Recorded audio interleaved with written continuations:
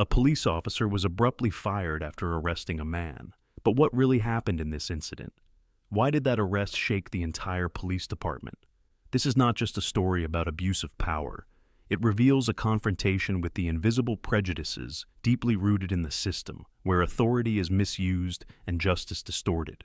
Join us as we explore the journey of a man seeking truth and fairness, and discover, where does justice begin, and what does it demand from each of us?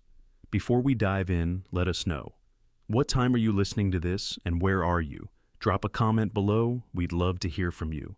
The city never sleeps. The pale yellow streetlights filter through the night, reflecting off the wet pavement after a brief rain. The sounds of vehicles and the hustle and bustle of life echo, despite the hour having turned late. Ryan sits in his old silver-gray Ford, parked near the curb beneath a large tree. He observes from afar a high-end apartment across the street, where an important figure he needs to monitor resides. Although accustomed to watching and waiting, his mind remains taut like a drawn string. Ryan, of average build and with a calm face, tries to keep himself inconspicuous. He wears a simple jacket, with a cap pulled down just enough to shield his keen eyes without drawing attention. As an FBI agent, undercover missions like this demand absolute patience and composure. Despite the lack of anything unusual, he remains on high alert. In his world, a mistake, even for a moment, can lead to unpredictable consequences. A police car slowly passes by, the flashing red and blue lights gliding lightly across Ryan's windshield. He glances in the rearview mirror and sees Michael, a patrol officer, sitting in the vehicle. Michael's eyes suddenly spark with suspicion as he recognizes the familiar description of the reported stolen Ford. Michael slows down, then turns around and stops right behind Ryan's car. In his mind, a sense of doubt begins to grow, not just because of the car, but also due to the black man sitting alone in the late-night hour. The deep-seated biases in Michael's mind begin to operate quietly, like an automated machine. He is accustomed to these scenarios. A black man, an untraceable vehicle, and the possibility of crime is something he defaults to consider first. Michael steps out of his car, adjusting his belt and radio. He approaches Ryan's vehicle with an unfriendly demeanor, hand resting on his belt where his cuffs and pepper spray are always ready. His gaze is judgmental, as if he has already decided from the start that Ryan is a suspicious character. Ryan immediately notices that movement. He takes a deep breath, trying to remain calm. For him, these situations are no longer unfamiliar. As a black man who grew up in an environment rife with discrimination, Ryan understands that any act of resistance could escalate the situation into something more dangerous. Michael tapped lightly on Ryan's car window, his voice cold. "Get out of the car and show me your identification." Ryan raised an eyebrow slightly, but quickly concealed any annoyance in his gaze. He rolled down the window and responded calmly, "May I know the reason why, officer?" Michael smirked, a mocking smile on his face. "This car matches the description of a stolen vehicle. I need to check your identity." Ryan nodded, gently retrieving his wallet from his jacket pocket, slowly handing his documents through the window. Michael accepted the papers without a word, his eyes scrutinizing Ryan as if searching for any signs of abnormality. In Michael's mind, invisible biases continued to torment him. He not only viewed Ryan as a potential thief, but also as a latent threat, something the police system had trained him to perceive for years. Everything about Ryan, from his skin color to his calm demeanor in this situation, only intensified Michael's suspicions. "Where do you live?" Michael asked, his tone sharp. "A few blocks away. I'm just waiting for a friend," Ryan replied, his voice as calm as before. He understood that any anger or resistance would only worsen the situation.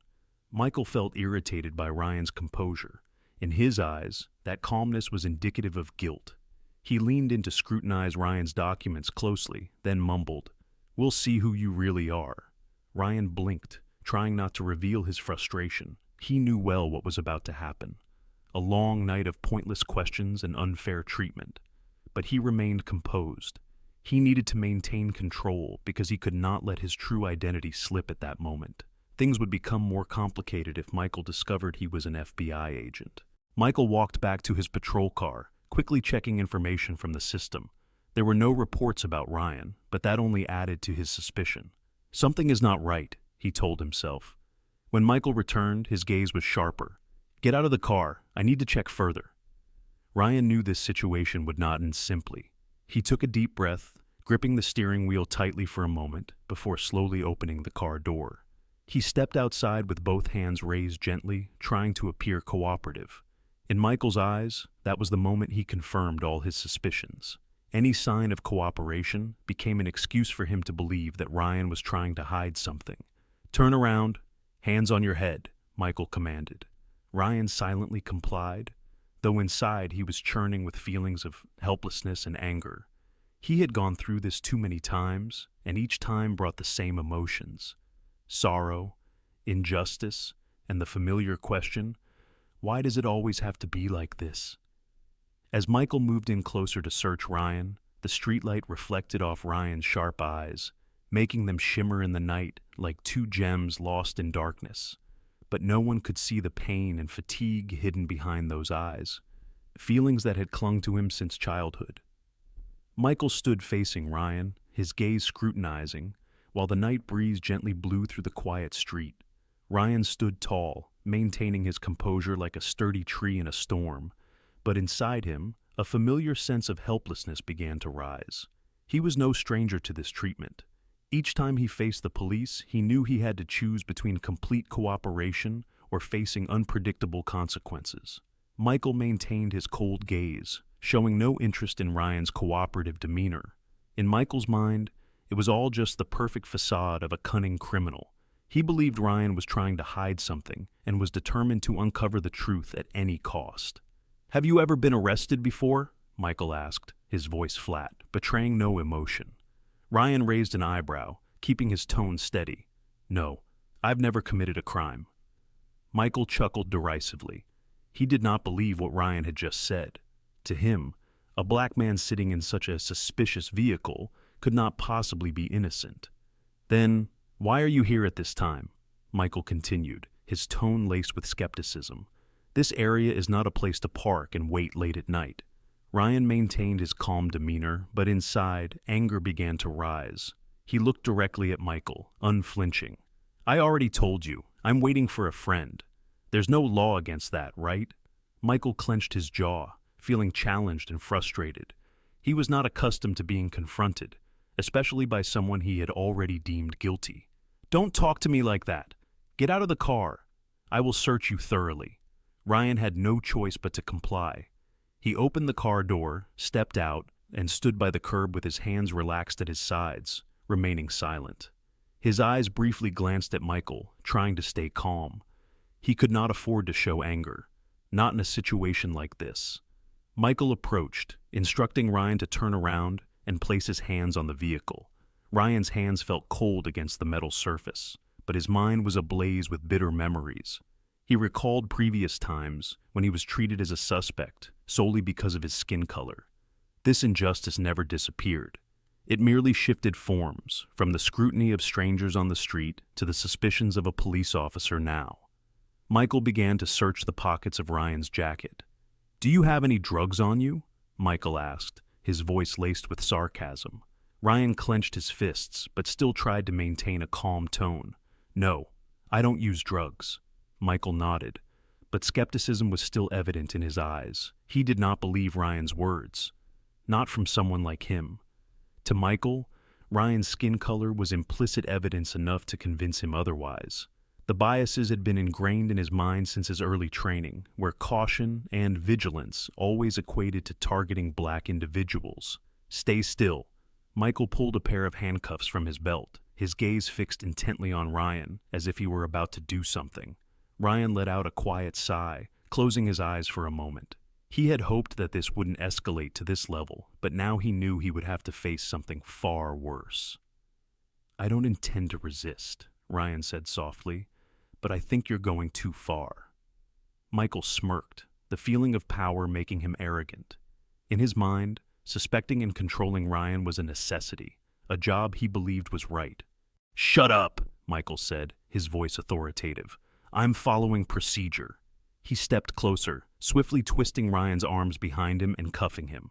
The action was decisive and cold, as if he had done this hundreds of times before. But this time was not like the others. "You can't treat me like this," Ryan said, his voice restrained but still calm.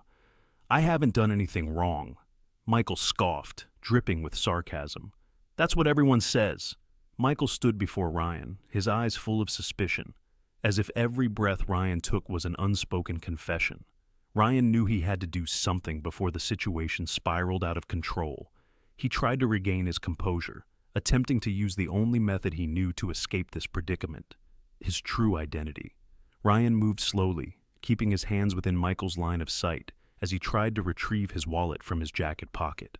"Officer, I have identification," Ryan said gently, his voice slightly choked from the pepper spray. "I'm a federal agent. Here, let me show you." But Michael interrupted immediately, his tone dripping with disdain. "No need. You think that piece of paper is going to save you?" Ryan halted, his hand still on the wallet but not daring to lift it. He understood that any movement could be seen as a threat. Despite knowing he was innocent, that meant nothing in this moment. "I just need you to look at this card," Ryan emphasized, trying to maintain a calm voice even as his heart raced in his chest. "I'm an FBI agent. This is a misunderstanding." Michael burst out laughing, the sound mocking and filled with anger. "FBI? Ha! You think I'm stupid? A black guy like you being an agent? Stop the acting." Ryan clenched his wallet tightly in his hand, struggling to suppress the rising tide of anger within him. He knew that if he tried to explain further, it would only fuel the flames. Michael swiftly grabbed Ryan's hand, yanked the wallet from his grip, and tossed it onto the pavement. "I don't have time to play paperwork games with you," he shouted, roughly pushing Ryan towards the patrol car. "You have to check my ID," Ryan reacted, his voice rising, but he still maintained a sense of restraint. "You can't just arrest me like this." But to Michael, every explanation from Ryan was merely an excuse. "Put your hands behind your back, now," Michael ordered, his eyes blazing with anger. Ryan understood that any act of resistance could lead to something worse. He took a deep breath, slowly bringing his hands behind his back, feeling the cold cuffs tighten around his wrists. "You don't need to do this," Ryan said, trying to keep his voice calm one last time. "I've been cooperative from the start. You just need to check my ID." But Michael no longer heard anything. He had decided that Ryan was guilty from the very first moment. "Your cooperation means nothing," Michael growled. "We know the type of person you are." An officer from the patrol car stepped forward, overhearing the last part of their conversation. He looked down at Ryan's wallet lying on the ground, but showed no interest. Instead, he simply asked, "Need any help?" "Yeah," Michael replied immediately. "Put him in the car. This guy needs a lesson." Ryan tried to speak again, his voice hoarse from coughing. "You're making a mistake. Check my ID. Just check it." But Michael scoffed, pushing Ryan down into the back seat of the patrol car. "Shut up and sit still. I don't care who you are. Tonight, you're mine."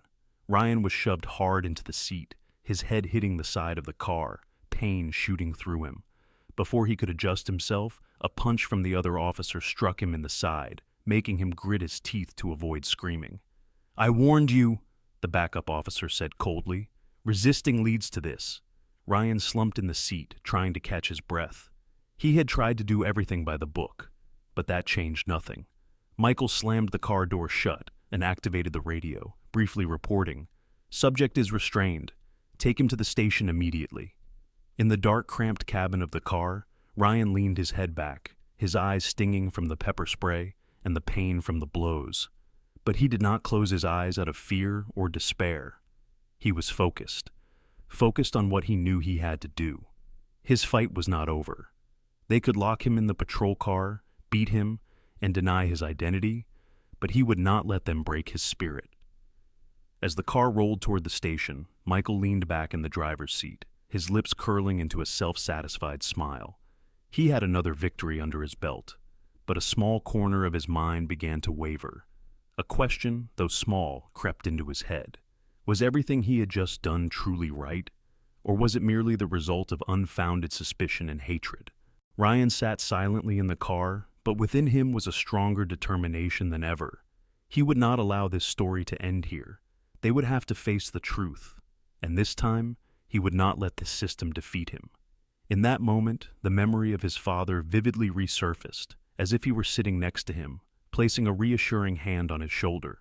Ryan's father was an upright man who always believed that justice was paramount, even if it could sometimes be obscured by the darkness of prejudice and injustice.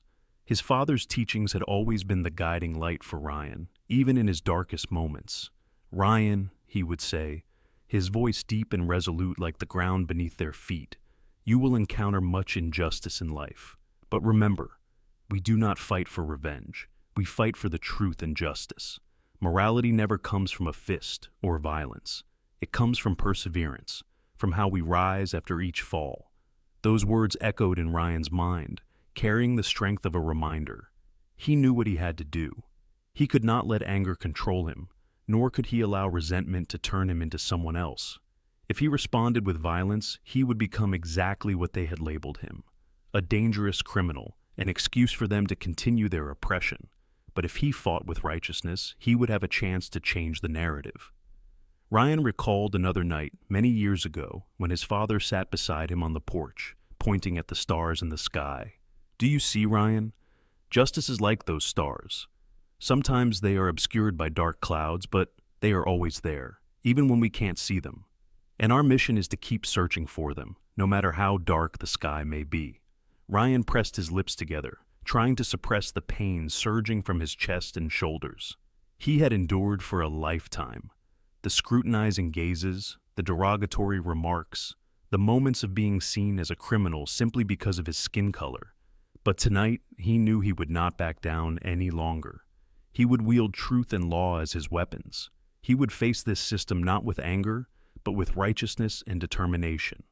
He would make them acknowledge their mistake, not just for himself, but for all those who had ever been treated unjustly like him. "You must never give up, Ryan," his father had said during their last encounter before he passed away.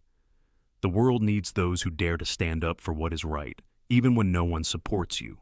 Ryan lifted his head in the darkness, despite the pain still engulfing his body. He took a deep breath, allowing the memories of his father to empower him. This was not just his battle. This was a fight for truth, for justice, and for those who could not speak out. The patrol car sped through the night, its siren wailing through every street. But inside Ryan, a strange sense of peace began to emerge. He had found his purpose, not for revenge, not for anger, but for justice. He would wait for his moment, and when it came, he would be ready. The patrol car screeched to a halt at the police station entrance. Ryan was yanked from the vehicle by Michael and his team, his body aching from the earlier blows and pepper spray. "Come on, FBI agent," Michael mocked, his tone dripping with sarcasm, as he shoved Ryan toward the entrance of the police station. "Let's see if your big boss can save you." Ryan pressed his lips together, refusing to respond. He felt every muscle in his body tensing with pain, but he stood tall, trying to maintain his dignity. Upon entering the station, the smell of stale cigarette smoke and coffee enveloped the air. The clattering of typewriters and the crackling of radios created a chaotic soundscape of indifference and fatigue. Michael and his team dragged Ryan toward the reception desk, where another officer was recording information. "Write this down. Subject resisted, non-cooperative," Michael shouted, deliberately exaggerating the situation. Ryan looked at Michael with a resolute gaze, no longer intending to back down. "I want to contact my supervisor at the FBI," Ryan said slowly, his voice hoarse but firm. "You are making a serious mistake." The receptionist officer frowned at Ryan's words, glancing between him and Michael, a hint of doubt flickering in his eyes. "FBI? Did he just say FBI?" Michael shrugged, smirking. "Yeah, let him ramble. These guys always pull stunts." Ryan raised his head, his eyes still burning with determination. He knew this was a crucial moment. If he didn't clarify his identity, this story could end with an unjust conviction. "Listen," Ryan continued, his voice steady but assertive. "I am an FBI agent. Check my jacket pocket. My ID is in there. Or you can call the federal office to confirm. But if you don't do it immediately, this won't end well for anyone."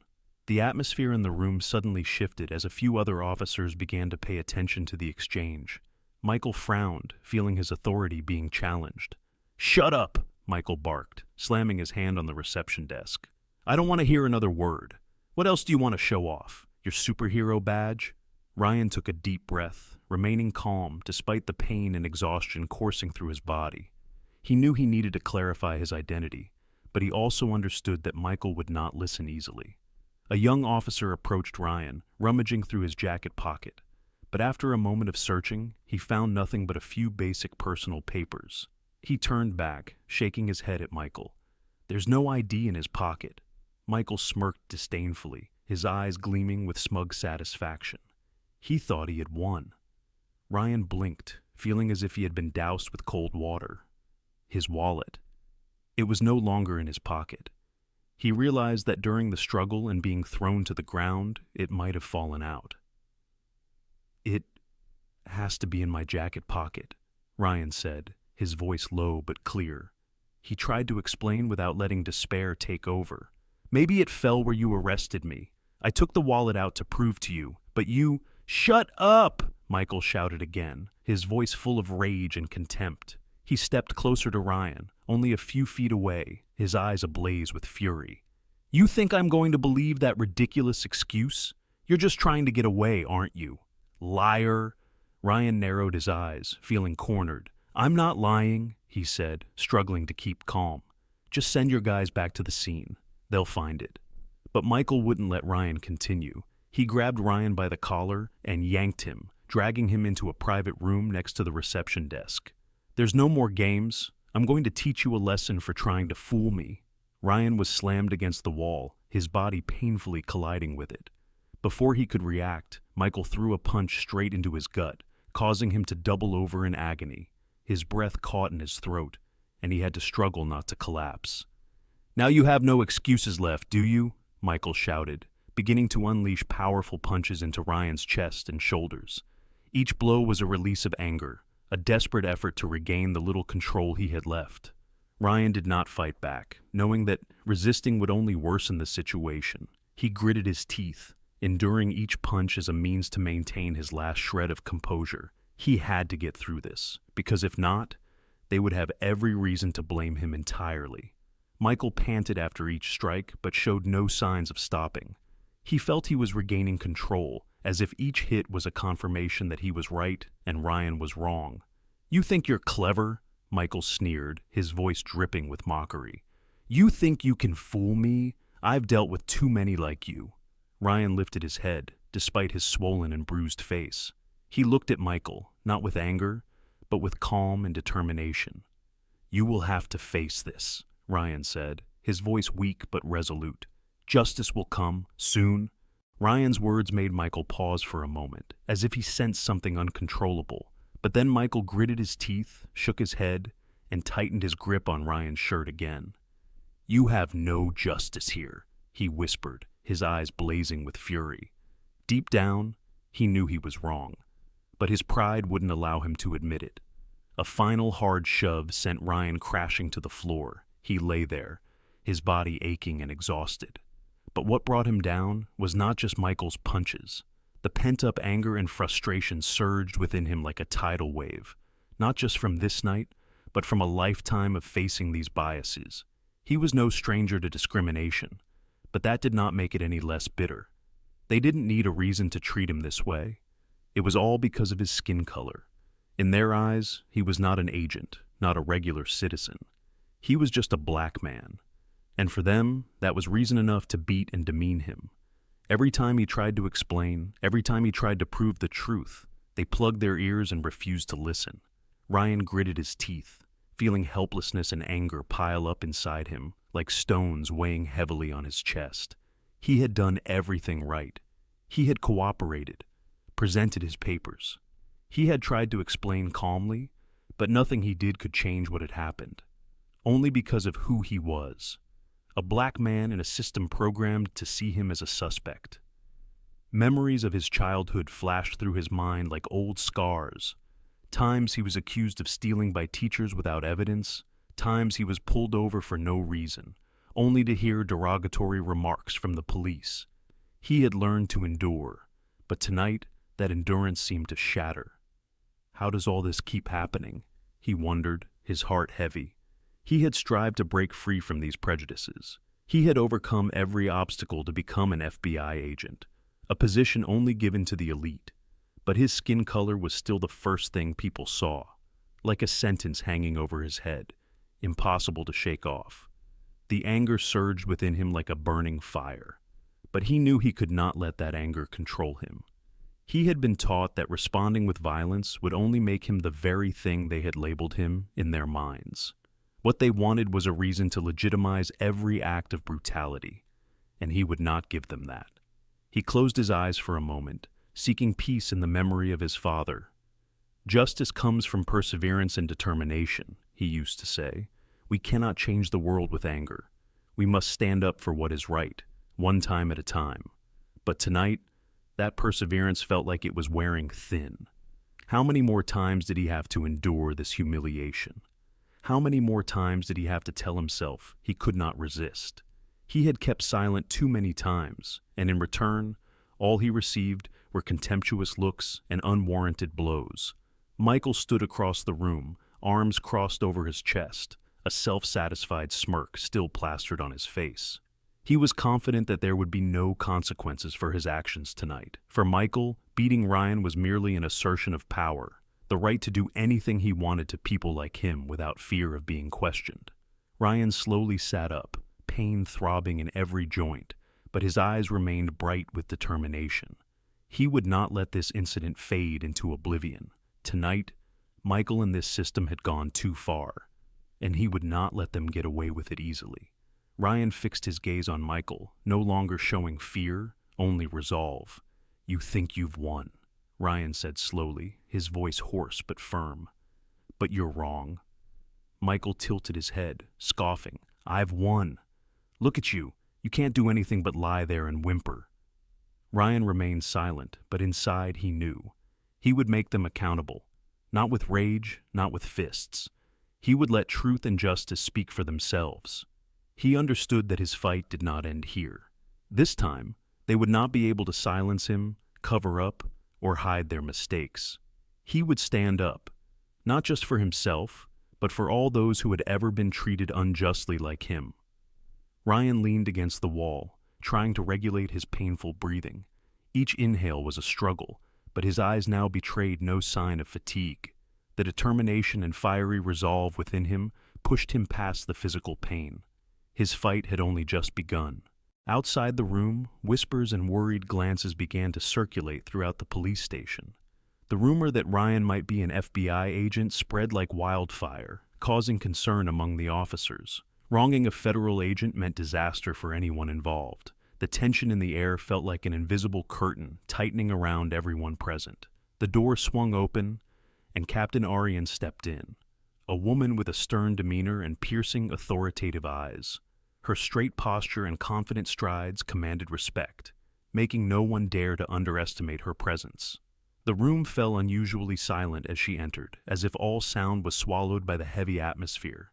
She stood in the middle of the room, surveying the area with a cold, sharp gaze until it settled on Ryan. He still sat on the floor, bruised and exhausted, but his eyes were calm and resolute, as if he were ready to face anything. "What's going on here?" Arian's voice rang out, cold and commanding, like a sharp blade slicing through the silence. Michael turned abruptly, momentarily flustered, but he quickly masked his unease with his usual smug smile.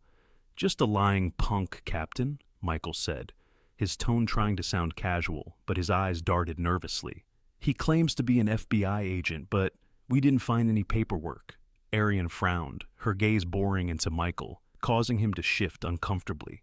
Doubt was evident on her face. "No paperwork?" she repeated, her voice low but loaded with implication. Arian turned to Ryan, and in her serious eyes there was a hint of inquiry, as if she were assessing his true character. "Who are you? Tell me the whole truth." Her tone was not harsh, but it carried a sharpness and directness that made it impossible to evade. Ryan gritted his teeth against the pain, but made an effort to stand. He didn't want anyone to see him fall, not even in this situation. His legs trembled, but his gaze remained bright. "Ryan Walker, federal agent," he said, his voice low but resolute. "I tried to show my ID at the scene, but it fell when he—" Ryan tilted his head, glancing at Michael, "beat me and sprayed pepper spray in my face." Arian said nothing but closely observed every expression on Michael's face. She could see the discomfort and anxiety creep across his features, despite his attempts to conceal it with his smug facade. The cracks in Michael's confidence were beginning to show. "If you don't believe me," Ryan continued, his gaze unwavering, "send someone back to the scene to look for my wallet, or contact the FBI office. You'll find everything you need to know." The room fell into silence, and other officers began to exchange doubtful glances. No one wanted to get caught up in trouble with the feds, and this situation was becoming more serious than they had anticipated. Arian turned towards the door, signaling to a young officer.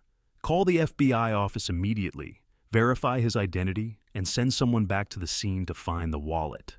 Her voice was cold and unrefutable. Michael began to lose his composure, but still attempted to maintain confidence, clinging to his smug demeanor as his last mask. "Captain, you don't need to waste time on this nonsense," he said, his voice wavering more than before, but still trying to keep a condescending tone. "These guys always find a way to escape their crimes." Arian immediately cut him off, her voice sharp and authoritative. "I will decide what is necessary, Michael. You should remember that." The atmosphere in the room felt thick, tense to the point where no one dared to breathe heavily. Michael gritted his teeth, feeling his power slowly slipping out of control, but he could do nothing but stand still and silent. Ryan looked at Arian, and for the first time that night, he felt a glimmer of hope. "You'll see I'm not lying," Ryan said, his voice calm yet firm. "And when that happens, someone will have to pay for what they've done tonight." Arian nodded slowly, her expression revealing little, but there was a hint of silent empathy in her eyes. She knew this investigation would not be easy, but justice had to be served. Arian directed her sharp gaze at Michael, then turned back to Ryan, who was slumped against the wall, bruised and battered. She said nothing more in that moment, only glanced at the nearest officer and ordered, "Ensure he receives medical attention immediately." Ryan watched Arian, his eyes gleaming with a mixture of caution and relief. He knew she was acting for justice, and this time, he believed that things would have to change. "Michael," Arian said, her voice low but commanding, "follow me, now." Michael froze for a moment, trying to force a smug smile, but it twisted into something distorted by the rising tension within him. With no other choice, Michael followed Arian into a private room. The door closed behind them, separating Michael from the prying eyes of his colleagues outside. Arian stood tall, arms crossed over her chest, her eyes filled with disappointment.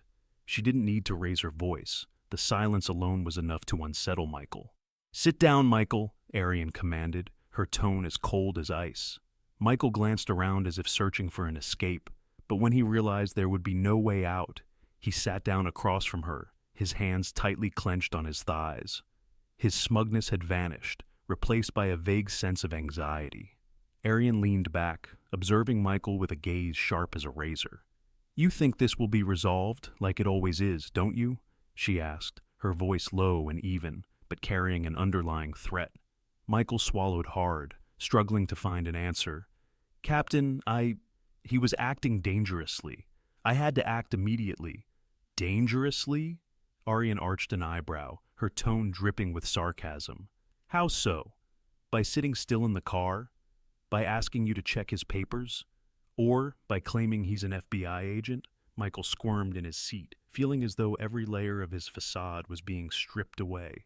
"He's lying, Captain. He has no ID. I can't be sure." Arian leaned forward, and her gaze penetrating deep into Michael's mind, as if trying to uncover everything he was attempting to hide. "So you sprayed pepper spray in his face, beat him, and tossed him into the car like a bag of trash. That's how you handle a situation you're not sure about? Is that your procedure, Michael?" Michael struggled to maintain his composure, but sweat began to bead on his forehead. He knew there was no way to justify what he had done. He resisted. "I had no other choice," he said quietly, as if even he didn't believe his own words. "Resisted?" Arian echoed, her voice cutting like a knife. "Since when did asking you to check an ID become resistance?" No answer came. Michael merely lowered his head, his hands forming tight fists. He had gone too far, and now there was no turning back. Arian leaned back in her chair, a moment of silence passing between them.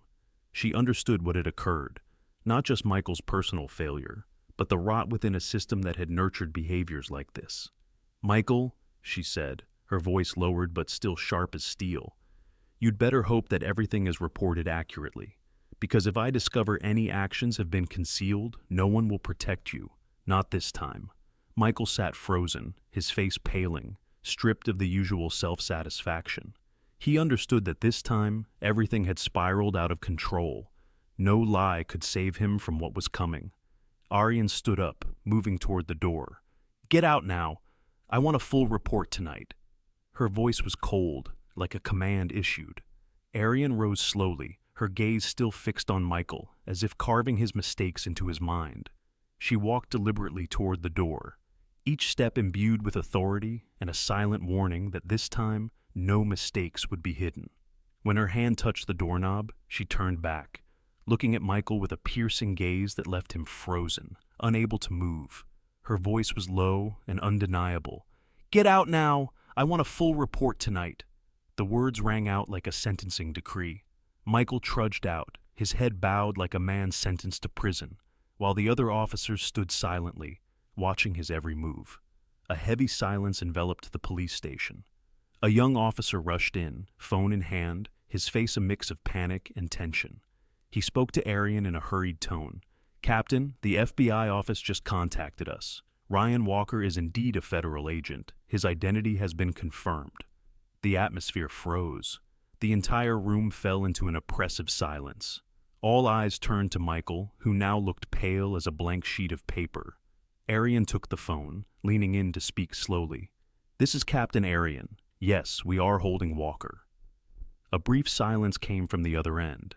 As Arian listened to the exchange, her expression darkened. She nodded, her tone sharpening. Yes, we will have him medically examined immediately and initiate a full investigation. The FBI will receive a report within 24 hours. She hung up and turned back to Michael, her face now as cold as ice. The voice of the FBI supervisor rang through the line, serious and tense. We have received information about the incident. Ryan Walker is one of our elite agents. We want to know exactly what happened and will not overlook any misconduct. Arian nodded, her voice firm but calm. Yes, I will personally send a complete report. Walker will receive medical attention immediately. We will fully cooperate with the FBI in the investigation. The other end paused for a beat before continuing. You understand the consequences of this, don't you, Captain Arian? Arian looked around the police station, especially at Michael, who was now rigid and ashen. Yes, she replied curtly, her gaze unwavering. I understand. Arian ended the call, her expression still serious and icy. She turned to give orders. Take Walker to the hospital immediately. And Michael? She locked eyes with him, disappointment evident. You are suspended until the investigation is complete. Michael parted his lips, intending to say something in his defense, but facing Arian's steely gaze, he realized that any excuses would be meaningless. He stood frozen, as pale as a ghost, knowing that everything had collapsed. Ryan slowly stood up, his body aching with every movement, but his mind was calmer than ever. He had triumphed, the truth had been confirmed, and no one could cover up what had happened that night. As an officer prepared to assist Ryan to the car, he raised his hand, signaling that he didn't need help. I don't need anyone to take me to the hospital, Ryan said, his voice steady and resolute. I will drive myself home, and I want to return to the scene to retrieve my wallet. Arian furrowed her brow, a look of concern flashing in her eyes. Are you sure? Your body needs to be checked. You may have sustained injuries worse than you think. Ryan shook his head gently, maintaining his calm but firm demeanor. I will take care of myself. I want to go back to the scene and drive my car home. I believe my wallet is still there. Arian studied him for a moment, sensing the strong will and determination in his words. She understood. After what he had been through, Ryan needed to reclaim control. He needed to prove that he was not a helpless victim. She nodded, a subtle gesture, but one full of respect. Very well, she replied, but I will send someone with you to ensure the scene is not disturbed further. Ryan smiled faintly, a tired yet resolute smile. I'll manage. Thank you, Captain. Arian nodded once more, as both a sign of approval and an unspoken apology. You will be protected, Walker, and this incident will not be swept under the rug. I will personally oversee the investigation. Ryan walked out of the police station, each step heavy with pain, but his mind felt lighter than ever. This time, he had regained control. Michael stood frozen in the station, alone with his fear and late regret. The door slammed shut behind Ryan, marking the end of Michael's power and self-satisfaction. Everything had crumbled, and this time, there would be nothing to save him. At 10 a.m. the next morning, in the police station's conference room, the atmosphere was heavy and tense. Daylight streamed in through the windows, but it did little to alleviate the seriousness of the impending interrogation. John Matthews, Ryan's direct supervisor at the FBI, had arrived at their request.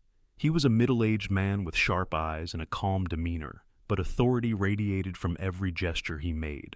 Ryan sat at one end of the table, still bearing the marks of the injuries from the previous night, a few bruises on his face and arms. He maintained an upright posture, his gaze fixed on Aryan, who sat across from him. They both knew that this interrogation would not only revolve around the truth, but also involve issues of honor, accountability, and serious consequences. John Matthews glanced over at Ryan, a flicker of concern crossing his eyes, but he maintained a calm expression. He had been an agent for too long to show emotion in tense situations. He turned to Aryan, his gaze sharp yet polite. "I want to know exactly what happened to my agent last night."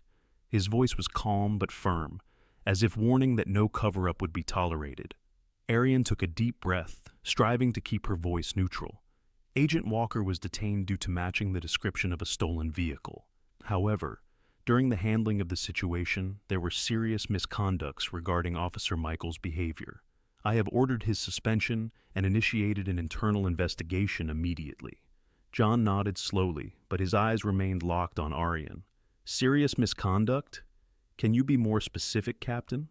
I want to hear the complete truth, not vague responses."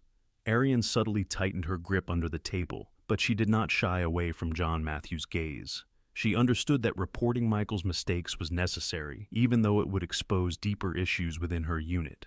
"Michael used unnecessary violence," she said, her tone steady and cold.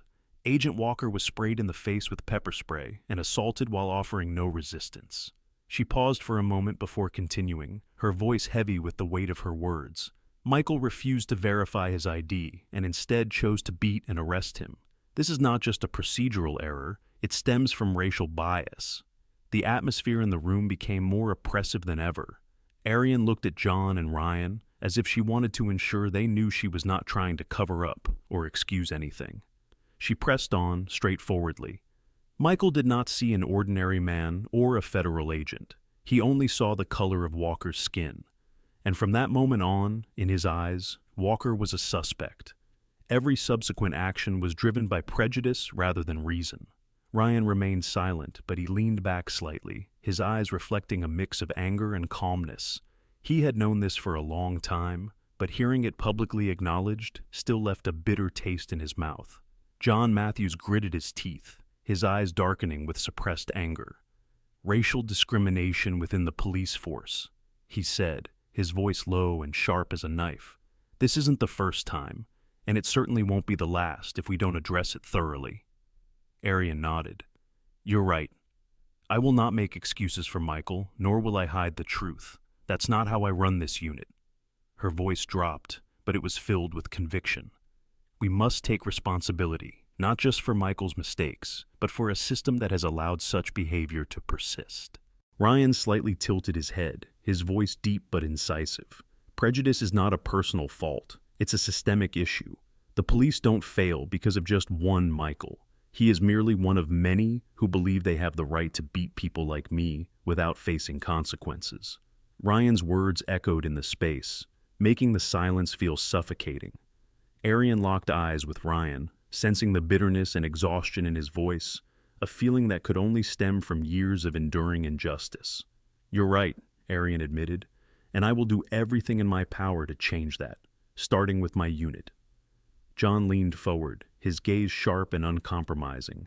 "The FBI will oversee this investigation. If we see any signs of a cover-up or excuse-making, Captain, you will be held accountable." Aryan nodded slowly, her eyes reflecting determination and resolve. "I understand, and I welcome that. I want to see justice served, not just for Walker, but but for all those who have been treated unfairly. Ryan remained silent for a moment before nodding slightly at Arian. Despite the bitterness, he felt the sincerity in her words. This could be the beginning of real change if she kept her promise.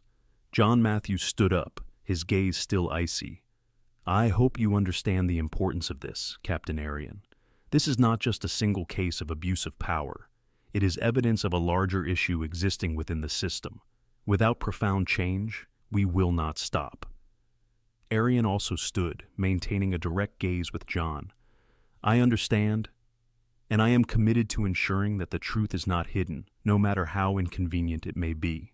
Ryan stood up alongside John, the pain still tormenting his body, but he felt more relieved than ever. This time, justice was beginning to take form. He knew there would be many battles ahead, but at least the door for change had been opened. A few days after the meeting with John Matthews and Ryan, the police department held an emergency meeting. The atmosphere in the conference room was tense and gloomy, as if everyone was waiting for a storm to hit. All officers in the unit were summoned, including Arian. Police Chief Richard Coleman entered the room. A tough and sharp man, Coleman was the type of leader who showed no tolerance for misconduct. He scanned the room, pausing for a few seconds on Arian before starting the meeting. "Today, we are not just talking about the mistakes of one officer," Coleman said, his voice serious and authoritative, allowing no one to object. "We must confront what has happened in this unit, and unfortunately, the misconduct does not originate solely from subordinates." His gaze shifted to Arian, and a heavy silence enveloped the room. "Captain Arian, due to your failure to supervise and allow your subordinate, specifically Michael, to act out and violate procedures, you will be suspended until the investigation is complete." The meeting room fell silent. Arian remained quiet, but disappointment and bitterness were evident in her eyes. She understood that she had to take responsibility, even though Michael's actions were not entirely her fault. She had accepted this truth from the moment the investigation began. We need to ensure that those in leadership positions not only supervise their subordinates, but also create a safe, fair environment with no room for bias, Coleman said, his voice heavy yet resolute. "We will not tolerate any abuse of power or discrimination, no matter who it comes from." Arian nodded slightly, accepting the suspension without protest. She knew she could not evade responsibility, and the only way to change the system was to start with acknowledging mistakes. Coleman scanned the room once more, as if he wanted to engrave into everyone's mind that change was beginning. Effective immediately, the police department will implement a series of mandatory training sessions for all staff, from lower ranks to leadership. He paused for a moment before continuing. "We will have courses on combating abuse of power and racial discrimination. These will not be mere formalities. I want to see real change." Coleman turned toward the officers in the room, his gaze sharp and unyielding, allowing no one to ignore his message. "Every officer here must understand that power is a privilege, not a tool for oppression. Anyone who abuses it will face severe consequences. No exceptions." A young officer glanced at his colleague, feeling the weight of those words. Everyone in the room understood that the storm had arrived, and this time, there would be no escape. As the meeting concluded, the officers left quietly, each lost in their own thoughts. Ariane was the last to leave, her expression heavy with contemplation. Though suspended, she knew this was not the end. It was an opportunity for change, not just for herself, but for the entire unit and the system she had served. Walking slowly down the long corridor of the police station, Ariane felt the eyes of her colleagues following her. But she no longer cared about judgment. Her focus was on doing what was right. Ryan and John Matthews had not only exposed Michael's misconduct and the flaws in the system, but had also become catalysts for change throughout the department. The internal investigation concluded with clear findings of abuse of power and racial discrimination, resulting in Michael's termination and the suspension of several other officers involved. But the story didn't end with punishments or cold investigative reports. Under the close supervision of the FBI and the strong commitment of Police Chief Richard Coleman, the department embarked on a deep reform process. Training programs on anti-abuse practices and the elimination of bias were no longer treated as mere formalities, but became integral to the culture of the department. Officers were encouraged not only to enforce the law, but also to reflect on their own biases and strive for fairer actions. During this process, Ryan emerged from the shadows of injustice, becoming a beacon of light for change. He was not just someone who sought justice for himself. He became a bridge, connecting the police and the community. At public forums and training sessions, Ryan shared painful stories of how prejudice had permeated every moment of his life. With each word, he touched hearts, opening doors to deeper understanding between both sides. Arian, after her suspension, returned with a new vision, stronger and more determined than ever. What she had experienced was not merely a lesson in failure, but an opportunity to redefine herself and her role. She restructured the unit from within, creating a transparent environment where mistakes were not hidden. For her, this was not just reform. It was a way to regain the trust that had been lost. The police station, once a symbol of entrenched issues, began to change from within. Open conversations between the police and the community were held regularly, not to assign blame, but to rebuild trust from the rubble. Social activists and individuals like Ryan, who had faced injustice, played crucial roles in these dialogues. They helped the police understand the harm they had caused, while officers, in turn, learned to see themselves through the lens of the community. Through these efforts, a new glimmer of hope emerged. Justice was no longer just an abstract concept written on paper. It had become a tangible journey, one where understanding and compassion led the way toward a more just and inclusive future. Ryan knew his journey wasn't over. There would still be challenges ahead, and he would face new obstacles along the way. But now, he was no longer alone. The police, the community, and allies like Arian and John Matthews were walking with him on the path of change and hope. Real change does not happen overnight, but the first steps had been taken. And with each conversation, each small action, they were proving that justice was not an unattainable ideal. Justice was a journey, and they were walking that journey together, one step at a time. How did this story resonate with you? How have prejudice and injustice impacted you or the community around you? Please share your thoughts in the comments. We would love to hear from you. If you found this message meaningful, hit like. Share this video to spread awareness, and don't forget to subscribe to our channel so you won't miss more valuable stories and messages. Together, we can contribute to building a fairer and better society. Wishing you a wonderful day.